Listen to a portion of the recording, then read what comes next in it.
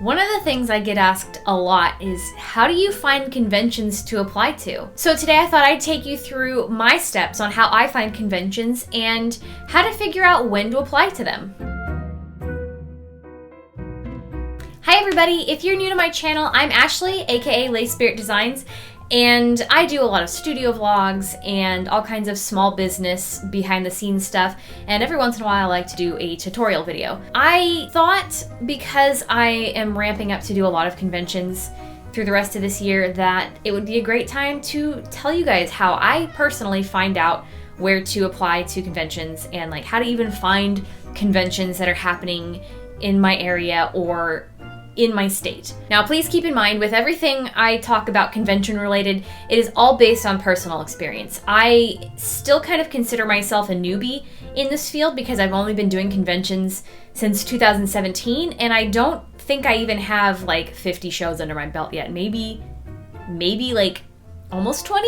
I don't know. It feels like it's not a lot. So I just want to give you guys like that little cautionary piece that, you know, my word is not like the be all end all advice for finding conventions. In fact, there's probably much easier and better ways to do this than how I do it. But these are some of the tips that I have.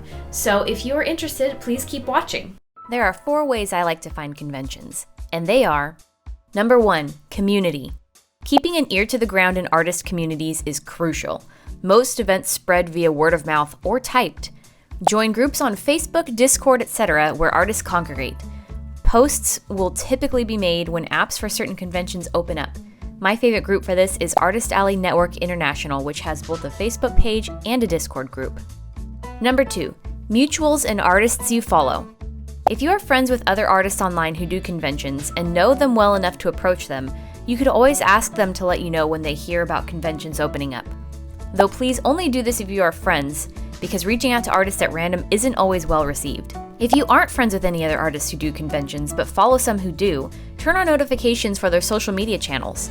A lot of artists will post somewhere that they've applied to a convention, which may indicate that convention has applications open. I've found Twitter to be the best place for this. Number 3, follow conventions' social channels. If you've found some conventions that you'd like to table at someday, be sure to follow them on social media. Not all conventions have social media or are good about posting to them, but some do and will post when they have Artist Alley and exhibitor registration opening. Alternatively, you can sign up for their newsletter if they have one, or even email staff if you can't find any details. Some conventions also have Facebook pages just for their Artist Alleys. For example, SAC Anime has a Artist Alley Facebook group where all the artists and potential artists can talk about things, and the staff can even notify them when applications are opening and closing and any other details. Number 4, not sure where to even start? If you've never tabled at a convention and don't even know where to begin looking for any, no sweat.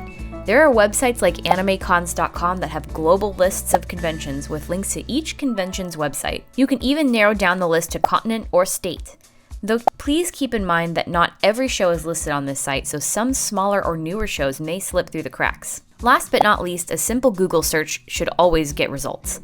I've had a lot of luck Googling anime conventions or anime conventions in California and rephrase as needed.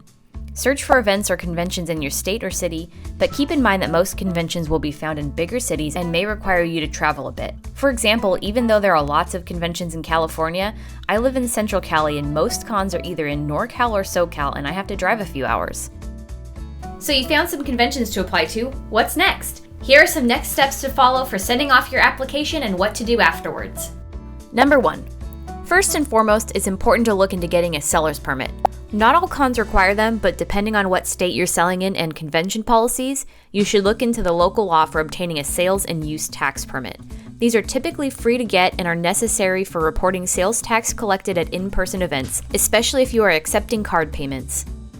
Number 2. Most convention applications are straightforward and ask for basic details like contact name and info, shop and inventory info, and what sort of space you're applying for.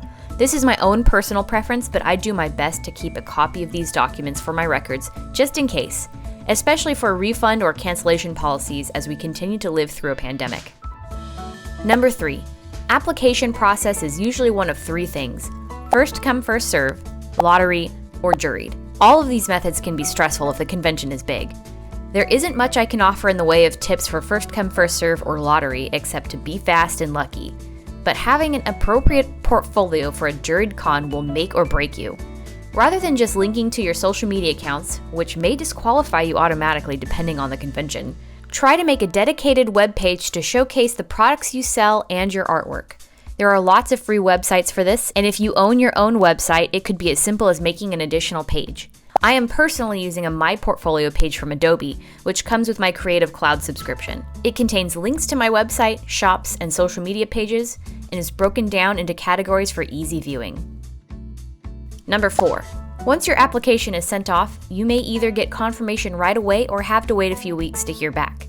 If it takes a while to hear back about your status, it's always a good idea to do a quick search on social media to see if anyone else has heard back from the con, and then reach out to staff via email if you don't find any answers. Patience is key. Running a convention is a lot of behind-the-scenes work, and sometimes staff is very busy. And finally, number 5. If you made it into the convention, congratulations! Time to enter con crunch mode, and make sure you have everything you need to have a successful show. However, in some cases you may be rejected or waitlisted. This is always disheartening, and it's valid to feel through the emotions that come with this, but do not give up hope. If you're rejected, use it as a motivation to find ways to improve. And if you're waitlisted, it's always best to prepare as though you got into the convention just in case you get that call. And that is it. So if you guys have any additional tips or tricks on how you like to find conventions that are open for applications, or even things that you like to keep in mind during the application process, please leave me a comment down below. If it's something that I haven't covered, it's always going to be valuable information for somebody else who's looking for these tips to try and get into their first or even second or third or 10th convention. And of course, if you guys want to see more convention tutorials from me, please let me know. I think it would be kind of fun to do like things to bring, like emergency supplies for a convention, or tips on how much stock to bring, stuff like that. So if there's anything specific you want to see or have me cover, let me know in the comments below, and I'll probably even put out some little short tidbits of this video and other content like it on my Instagram. Alright then, I want to thank you guys so much for watching until the end. I really hope this was helpful to you, and be sure to give it a thumbs up. So, I will see you guys next week in a studio vlog. Bye! It's something in the water, or maybe we just hit the end of the road.